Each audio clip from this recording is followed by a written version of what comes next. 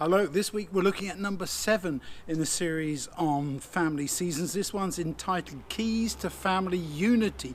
And it's rather interesting that we begin there in Genesis 33, of course the story of Jacob and Esau, and we have to go right back to the beginning, as it were, those twins that fought as they were born.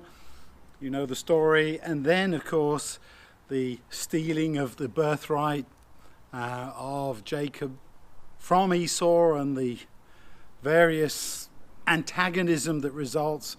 Esau is trying to kill Jacob, and then sadly Rebekah, mother, never sees her younger son again. So it's very much an example of a dysfunctional family, not a unified family, one that's broken apart by all these different rivalries, sibling rivalry, rivalry between the mother having a favorite and then the father being kind of weak, we have to say, Isaac and so on, especially in his later years.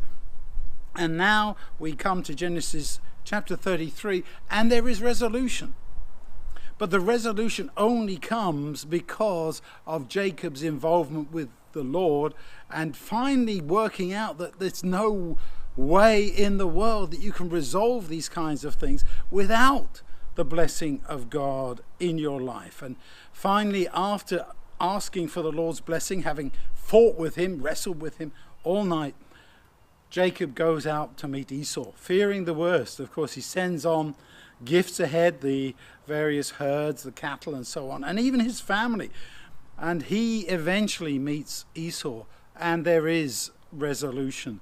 They hug each other, and there is some degree of unity restored. So, key to family unity, take it to the Lord.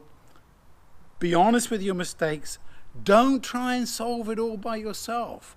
That was the problem there with Jacob. He was a smooth man, not just because he wasn't hairy like his brother, but he was a kind of a smooth talker, a smooth worker, as we would say. He tried to fix things by his own way, and eventually, of course, tragedy of tragedies, he has to run away, and he never sees his mother again. So I think we have a lot to learn from these particular studies on family, and particularly this one, in terms of what are the keys to family unity. There are other texts we're given there. Ruth, her dedication to Naomi, wonderful example of commitment, saying, your God will be my God, your people will be my people, I will go wherever you go, I am dedicated to you, Naomi.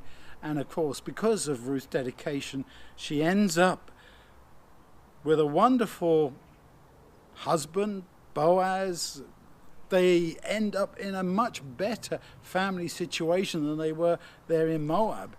The widow Naomi and her 2 daughters-in-law. And don't forget that Ruth was a Moabitess. She came from the land of Moab, but she wasn't even Israelite. And yet she's accepted back in fact, ends up being one of the people involved in the genealogy that stretches back from Joseph. And of course we count that as being the genealogy of Jesus, not counting the fact that Joseph wasn't actually his father, but that's the way they saw those things in those days. So look at all those other texts. Look at John, look at Galatians, look at Ephesians and so on, and see how God can work in your family to resolve the problems, to resolve the challenges, most of all to bring harmony, to have those keys to family unity, which is to have God at the center of your family. May God bless you as you study this particular week.